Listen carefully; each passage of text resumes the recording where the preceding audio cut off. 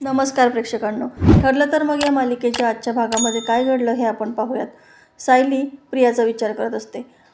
तितक्यात अर्जुनला चैतन्याचा कॉल येतो. अर्जुन त्याच्याशी बोलत असतो, पण त्या अगोदर तो सायलीला म्हणलेला असतो की अजिबात तू प्रियाचा विचार करू नकोस. आणि त्याच गोष्टीवरून सायली त्याच्यावरती चिडते. म्हणजे तुम्हाला काय म्हणायचं आहे, मी आता विचारही करायचा नाही का? आता अर्जुन तिच्याकडे फक्त पाहतच राहतो, कारण तिच्या चिडण्याचं काही कारणच नसतं.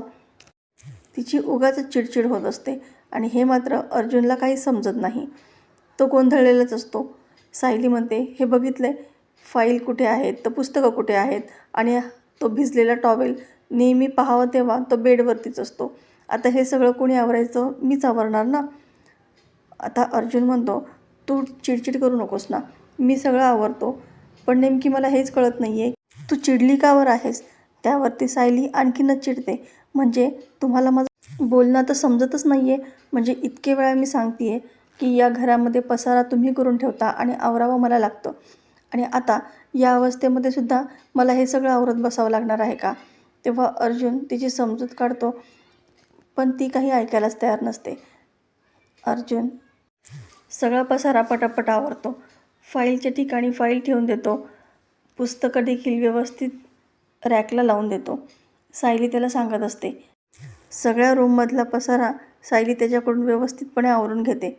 आता अर्जुन तिला पुन्हा विचारायला जातो, नेमकी तुझं चिडचिडीचं कारण काय आहे? म्हणजे मी तुला म्हणालो की प्रियाचा विचार करू नको का? मी पसारा केला आहे का? आणखी दुसरं काही आहे? तेव्हा सायली त्याच्यावरती पुन्हा चिडते आणि त्याला म्हणते की ते बघा, ती काही पुस्तकांची जागा आहे का? आणि लॅपटॉप ड्रॉवरमध्ये ठेवणार आहात का? अर्जुनचा मात्र खूप गोंधळ उडालेला असतो.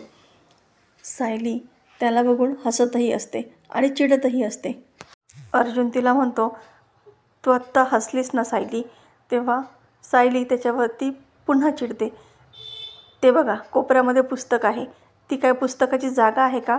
तेव्हा अर्जुन घाईघाईने ते पुस्तक उचलायला जातो, मात्र शेजारी असणारा फ्लॉवर पॉट खाली पडतो. आता सायली तर कपाळालाच हात लावते. पुन्हा जास्त पसारा झालेला असतो, त्यात ते फ्लॉवर पॉट तुटला ते वेगळंच.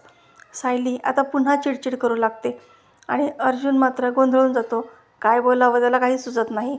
तो मध्येच म्हणतो की हां आलो आलो, आणि कोणीतरी आवाज दिलेला नसतानाही तो तिथून पळ काढतो. आता सायली या गोष्टीवरून सुद्धा खूपच चिडते. अर्जुन एका कोपऱ्यामध्ये येऊन बसतो आणि स्वतःशीच म्हणतो की हे असं कोण करतं? घडीत रागावतीये, चिडतीये, घडीत हसते, पण हिचं मला काहीच कळत नाही आहे, अंदाजच लागत नाही आहे. सायली रागातच त्याला शोधण्यासाठी रूमच्या बाहेर येते. इकडे प्रिया नर्सला पाहून लगेच पोटात दुखल्याचं नाटक करू लागते. खूप त्रास होते, खूप दुखते असं सांगते. तेव्हा ती नर्स एक इंजेक्शन तयार करते आणि ते काही प्रियाला देतच नाही. डॉक्टर आल्यानंतर तुम्हाला देतील असं सांगते, तिथून निघून जाते.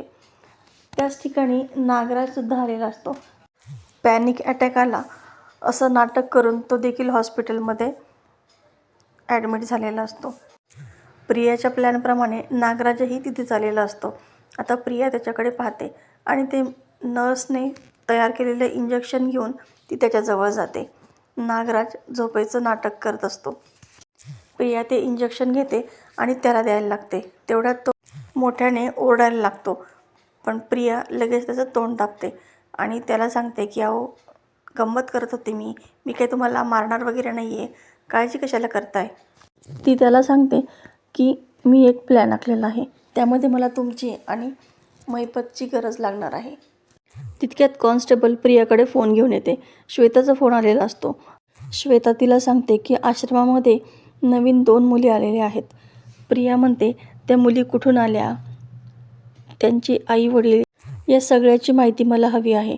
तेव्हा श्वेता म्हणते, आश्रमामध्ये त्यांचे फॉर्म भरून घेतले आहेत आणि ते फॉर्मचे फोटो मी तुला पाठवते, म्हणजे तुला त्यांची सगळी माहिती मिळेल. आता प्रिया ते फोटो नागराजला दाखवते आणि नागराजला सांगते की आता ही सगळी माहिती तुम्ही महिपतपर्यंत पोचवायची आहे. एकदा का ही सगळी माहिती महिपतपर्यंत पोहोचली तर मग किडनॅपिंग त्या मुलीचं आपण करायचं आणि मात्र आळ सायलीवर येणार. इकडे अर्जुन घाबरून कल्पना आणि अस्मिताकडे आलेला असतो. अस्मिता त्याचं सगळं ऐकून घेतल्यानंतर खूपच हसू लागते आणि त्याला म्हणते, म्हणजे सायली कधी कधी चिडते आणि अचानकपणे हसते. अरे असं होतच असतं. तेव्हा अर्जुन म्हणतो, पण मम्मा हे असं कसं? म्हणजे आत्ता ती चिडली आहे पण ते चिडण्याचं कारणच कळत नाही आहे काय आहे. मग मी कशी तिची समजूत काढायची? तेव्हा अस्मिता म्हणते, अरे अशा या अवस्थेमध्ये मूड स्विंग्स होत असतात. तेव्हा अर्जुनलाही आश्चर्य वाटतं, म्हणजे हा सगळा मूड स्विंगचा प्रकार आहे का? हे असं कोण करतं? कल्पना म्हणते, या अवस्थेमध्ये बायकांना फक्त समजून घ्यायचं असतं. आता तितक्यात सायली तिथे रडकुंडी होऊन आलेली असते आणि अर्जुनला म्हणते की सॉरी, मी मगाशी तुमच्यावरती खूप चिडचिड केली, मला माफ करा, मी यापुढे अशी चिडचिड परत कधीच करणार नाही. अर्जुन लगेच तिला जवळ घेतो आणि शांत करतो. पण या सगळ्यामुळे घरातले सगळेजण त्यांच्यावरती हसत असतात. अरे अर्जुन, हे बघ, आत्ता ती चिडचिड करत होती ना, आता सॉरी म्हटली. अर्जुन म्हणतो, बरोबर आहे मम्मा तुझं. बायकांच्या शरीरामध्ये काय काय बदल होत असतील ना, हे एका पुरुषाला कधीच समजू शकत नाही.